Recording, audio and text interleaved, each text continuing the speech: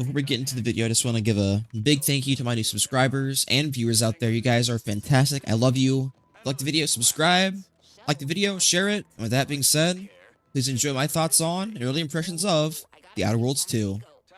After spending some time with The Outer Worlds 2, I can confidently say Obsidian Entertainment has managed to capture what made the first game special while pushing it further in almost every way. The sequel feels like a smarter and more polished evolution than the original. The very first time you stepped foot on your very first planet, I could tell that you wanted to fix things that didn't quite land in the 2019 release of The Outer Worlds. But for the most part, I do think they succeeded. Is it on the level of New Vegas as what they've been aiming for? I'm not sure yet. I've only gotten about 12 or so hours into the game, and I feel like you don't really know if it has that New Vegas quality until the end of the game, right? One of the first things I noticed right off the bat that was incredible was the combat. The combat and gunplay felt much tighter, and the animations are great. Let's just get that out of the way. The animations really pull it together for the most thing, because compared to the first game, the animations were very stiff and very it just didn't feel good, and just really weapon is positioned on screen, plus the really nice animations and just the responsiveness of pulling the trigger just feels very nice compared to the first game. Every weapon packs feedback, and actually found myself enjoying firefights instead of just tolerating them like it did in the first game, right? Just to get back to more story, right? It finally feels like a proper shooter, and not an RPG just happens to have guns, right? Now it's an RPG that happens to have really good guns and really good firefights. I just want to add that the flaw system is also vastly improved compared to the first game as well. The first game, I would always just ignore the flaws because, like, they're mostly negative. There weren't really any positives to speak of with the flaw system. But here, in the second game, the sequel, the flaws have a lot of negatives, but also a lot of positives to them. And I find myself actually accepting these flaws in my gameplay, and it's been really nice. And the choice system, in my experience, is a lot deeper too. My traits and flaws actually mattered this time, affecting how my characters reacted to me. Like, if you give an example, right? When you first start off the game, like, you're in your ship and you're talking to your first companion, Niles, right? And based on what you say to him, here, like, I told him, like, hey, we need to, like, protect all the people because people are important. And later on, something happens and I'm like, you leave this person behind. He gets upset with me because he remembered what I said previously, and I contradicted myself, and he punished me for it, really. He got upset with me, and that was, like, really cool.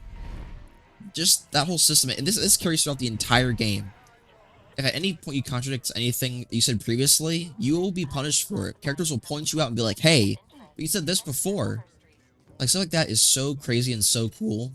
I'll go into that system in a lot more depth in my full review of this game, but as for right now, that's really all I've experienced. I've yet to really see how your major choices carry over from planet to planet. Just got to the second one, but we'll see what happens after that, right? Exploration has also seen a very huge upgrade as well. The worlds and places are a lot larger and more detailed and filled with so much environmental storytelling. It's crazy, right? There's a lot more verticality, especially to the first planet, with a lot more secrets to find and a stronger sense of adventure when landing on a new planet, in my opinion. The only thing is, like, I just finished the first planet. There's really no reason to go back as of right now, which is kind of sad. I could change, right? I could pick up a quest on another planet that takes me back to previous ones.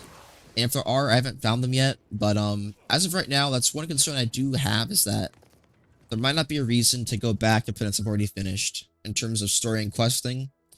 Granted, that first planet took me 10 hours to finish, so I kept getting to sidetrack, but I digress. But with that being said, it's not perfect. I feel like for some people, the opening hours might feel a bit slow, as it took a while for the story to really grab me personally, right? And while the game isn't run flawlessly, I think this is the best running Unreal Engine 5 game I think I've ever played, and it really shows, right? Like, I don't know how else to describe it. I'm not really into this technical stuff, but trust me when I say this game runs great at 4K resolution on a 4080 graphics card. With Unreal Engine 5, I don't know how they did it. I respect that it's not truly open world and it's more of open zones. But it's honestly amazing. You get the great visuals combined with good performance. Just don't turn on ray tracing. I don't know what it is, but those ray trace shadows look terrible. Ugh.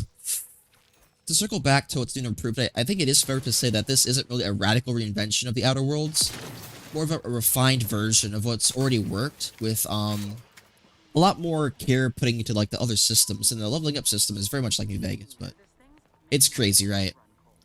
If you love the humor and satire of the first game and the moral grayness of the first, I think you'll be right at home here. One thing I forgot to mention is this game also has a lot of dialogue, very dialogue heavy, which should be expected from an RPG, right? So if you're not really into lots of dialogue, having to listen to people and all that stuff, this might not be a game for you. But for me personally, I dig it. I love it so much. And thank God it is so much better than Avowed. Oh my gosh, Avowed is so bad. I hated that game so much. And I'm just so glad that this game is so much leagues better in every way than Avowed, right?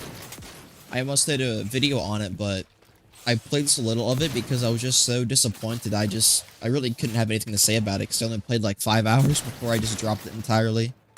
But I digress. Outer Worlds 2 keeps the writing witty, and that tongue-in-cheek corporate dystopia puts it back up with better gameplay and world building.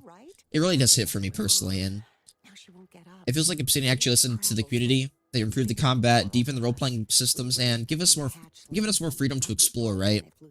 I gotta say, overall, my early impressions are very positive of this game.